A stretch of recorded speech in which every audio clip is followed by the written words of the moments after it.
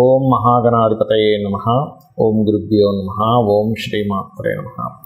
పరమేశ్వర స్వరూపమైనటువంటి జ్యోతిష, వాస్తు మరియు ఇతర అనేకమైనటువంటి శాస్త్రములను మనకు అందించినటువంటి మహర్షులకి నమస్కారం. హయగ్రీవ హయగ్రీవ హయగ్రీవేతి యో వదయత్తస్య నిస్సరతే వాణి జన్మకన్యా ప్రవాహవత్. అరుణాం కరుణాతరంగితాక్షీం ధృతపాశాంకుశపుష్పబాణచాపాం అనిమాది విరావృతాం మయూకైః అహమిత్యేవ విభావయే భవానీం. శ్రీమాత్రే నమః. ప్రేక్షకులకి ఆ లలితాంబిక అమ్మవారి యొక్క అనుగ్రహం పరిపూర్ణంగా కలగాలని మనస్ఫూర్తి కోరుకుంటూ మనం ఈరోజు చెప్పుకోబోయే టాపిక్ ఏమిటంటే, చాలామంది వ్యాపారాలు చేస్తూ ఉంటారు. కొంతమందికి అద్భుతంగా కలిసి వస్తే మరి కొంతమంది నష్టపోతూ ఉంటారు. అదేవిధంగా ఆ వ్యాపారాల్లో కూడా కొంతమంది పార్ట్నర్షిప్స్లో చేస్తుంటారు.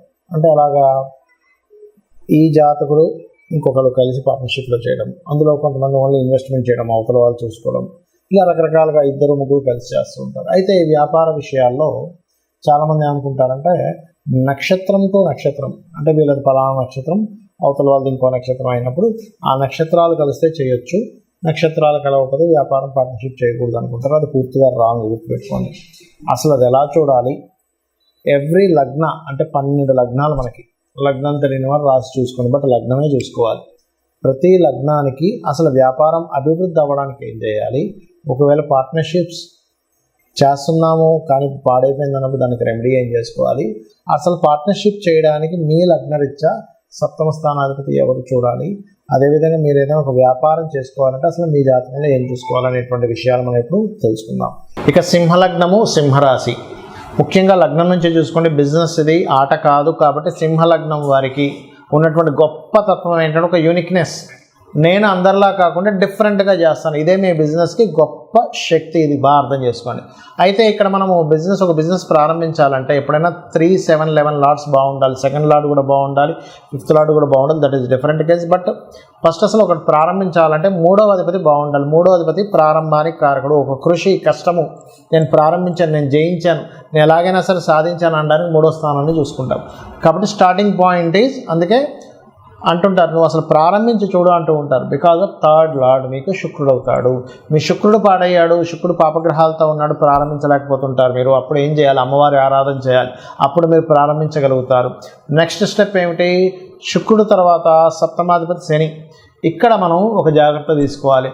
పార్ట్నర్స్ని తీసుకునేటప్పుడు పార్ట్నరు మనకి ఎట్లా వస్తున్నాడు, మనకు అప్పుగా రూపంలో ఇస్తాడు. కొంతమంది పార్ట్నర్స్ ఎట్లా ఉంటారంటే, నేను నీ బిజినెస్లో ఎంటర్ అవుతాను, బట్ నేను నీకు ఇంత వడ్డీకి డబ్బులు ఇస్తాను, నువ్వు నాకు ఇంత వడ్డీ అని, నాకు పార్ట్నర్షిప్ కాదంటారు. అలాంటివి ప్రమాదం సింహలగ్నం వారికి. ఎందుకంటే అక్కడ బిజినెస్ బాగా సాగింది, ఫైన్, బాగా సాగలేదు, పార్ట్నర్ ఏం చేస్తాడు, నేను నీకు పార్ట్నర్ అంటాడు కానీ వడ్డీ రూపంలో తీసుకున్నాడు. కాబట్టి అక్కడ ఇబ్బంది వస్తుంది. ఇది బాగా గుర్తుపెట్టుకోండి.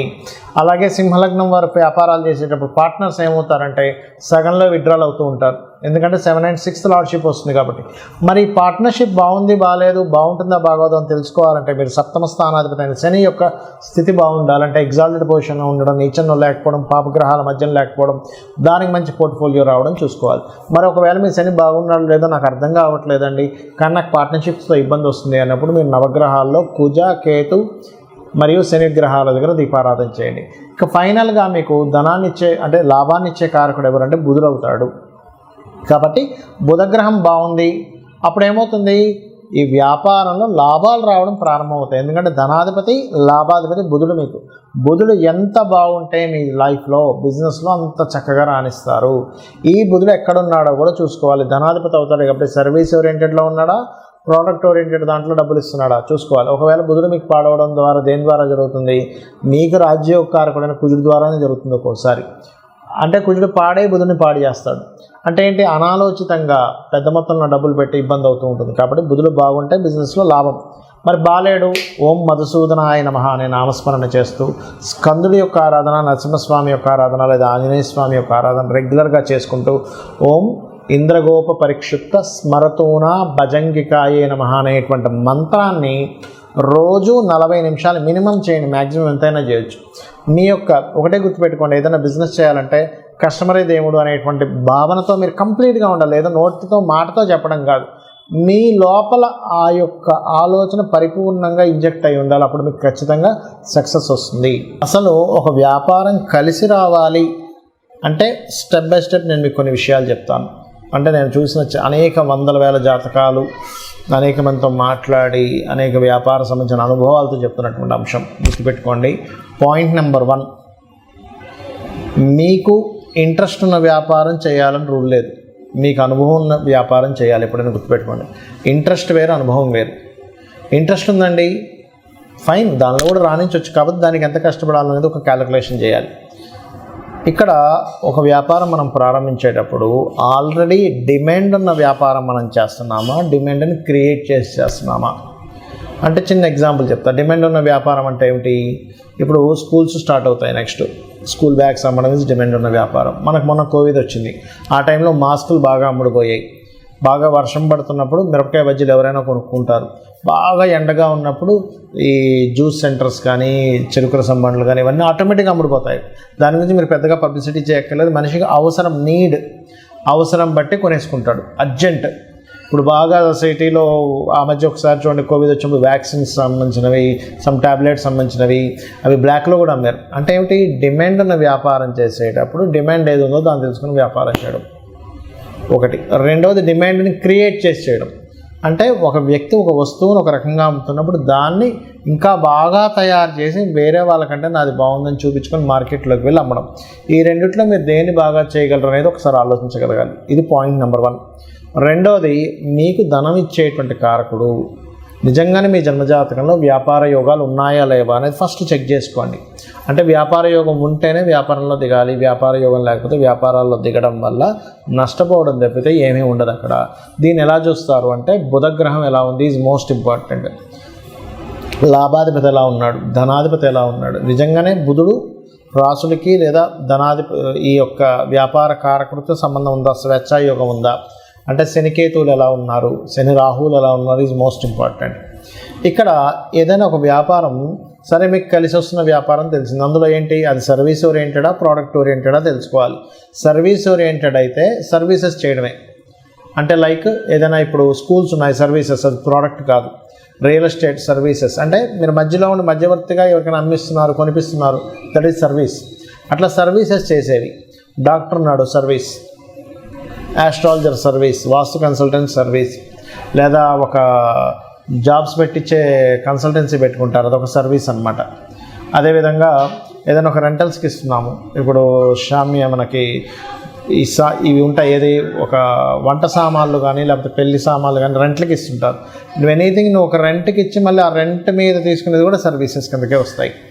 అంటే నువ్వు అక్కడేమీ ప్రత్యేకంగా నువ్వేమీ అమ్మట్లేదు, నువ్వు ఒక సర్వీస్ చేస్తున్నావు. నీకు సర్వీస్ ఉందా, బిజినెస్, లేకపోతే ప్రోడక్ట్ ఉందా ఈజ్ మోస్ట్ ఇంపార్టెంట్.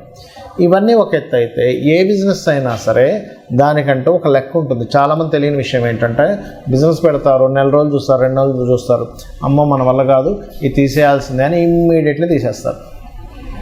ఒక మొక్క మనం నాటినప్పుడు, ఒక విత్తనం వేసినప్పుడు ఆ విత్తనం చిగురించి పైకి రావడానికి దానికి ఒక టైం పడుతుంది. అది మొక్క అవ్వడానికి కొంత టైం పడుతుంది. దాని రక్షణను ఇవ్వాలి, దానికి ప్రొటెక్ట్ చేయాలి. ఆ మొక్కని ఏ మేకలో అవి ఇవి తినేయకుండా, అది కొంచెం పెరగడానికి ఎరువులు వేయాలి. దానికి ఒక కొలమానం ఉంటుంది, 2-3 సంవత్సరాలు, 4 సంవత్సరాలు, 5 సంవత్సరాలు మనకు పండు వస్తుంది. ఆ క్యాలిక్యులేషన్ రిస్క్ తెలిసిన వాళ్ళు దాన్ని యాజ్ ఇట్ ఈజ్గా ఒక రైతుకి తెలుసు. అదే మనకు చిన్నపిల్లలు అనుకోండి, రోజు ఆ విత్తనం వేసిన దగ్గర తీసి ఇంకా మొక్క రావలేదు ఏంటని చూస్తూ ఉంటే అది మొక్కే రాదు. సో ఈ క్యాలిక్యులేషన్ ఫస్ట్ ఆఫ్ ఆల్ మీరు తెలుసుకోగలగాలి. ఇంకోటి, అనుభవం ఉన్న బిజినెస్లు ఎందుకన్నానంటే, అనుభవం ఏం చేస్తుందంటే, ఇప్పుడు చూడండి ఒక చిన్న ఎగ్జాంపుల్ చెప్తాను మీకు. నేను ఒక బిజినెస్ ఉంది. ఏమిటి ఆ బిజినెస్ అంటే, చిన్న ఎగ్జాంపుల్ మీకు ఏం చెప్తాను, ఒక జ్యూస్ బిజినెసే ఉందనుకుందాం, లేకపోతే ఒక పాల వ్యాపారమే ఉందనుకుందాం.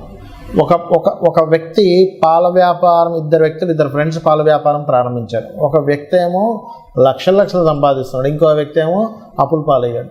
అదేంటారు, నువ్వు ఒక 50 గేదెలు తీసుకొచ్చావు, నేను 50 గేదెలు తీసుకొచ్చాను, బట్ మన ఇద్దరం ఎందుకు సక్సెస్ అయ్యాం, ఫెయిల్ అయ్యాం తీసుకుంటే, ఇతనికి అనుభవం ఉంది. ఎలాంటి అనుభవం ఉంది? సక్సెస్ అయిన వ్యక్తికి ఒక గేదెని చూసినప్పుడు, ఒక ఆవుని చూసినప్పుడు ఆ దాంట్లో సెన్సిటివ్ తెలిసిపోయేది, ఇది జబ్బులో పడబోతుంది అని. అదొకటి. రెండవది, ఇక్కడ ఇతను ఓన్లీ పాలతోనే వ్యాపారం చేశాడు, కానీ మిగతా వచ్చేటువంటి వాటితో కూడా ఈయన వ్యాపారం చేశాడు. ఏంటి, ఆవులు కూడా పెంచుకొని ఆవు యొక్క గోమూత్రం అమ్మడం, ఆ పిడకల్ని కూడా అమ్మడం, దాని ఎరువులు దానికి మార్చుకోవడానికి, వీటికి కూడా వ్యాపారం చేశాడు. అంటే ఏమిటి, ఒక వ్యాపారాన్ని ఎలా చేయాలి, ఆయనకు లాస్ వస్తుంది, నాకు లాభం వస్తుంది, వాట్ ఈస్ ద రీజన్. ఇట్లాగే చాలామంది బిజినెస్లో కూడా ఏం చేస్తారు, వాళ్ళకి అవసరం లేకపోయినా స్టాఫ్ని ఎక్కువ మంది పెట్టుకుంటారు. ఆ స్టాఫ్ ఎక్కువ మంది పెట్టుకుని వాళ్ళకి శాలరీస్, ఫస్ట్లో ఎంత స్టాఫ్ కావాలి, నేను ఎంత స్టాఫ్ని రిక్రూట్ చేసుకుంటున్నాను అనేటువంటి స్ట్రాటజీస్ తెలియకపోతే కూడా లాస్ వస్తుంది. హెవీ రెంటల్స్ పెడతారు.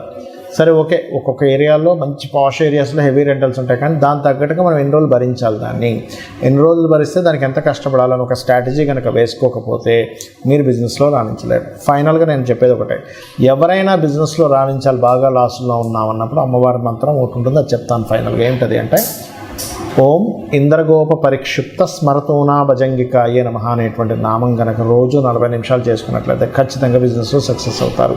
శ్రీమాత్రే నమః.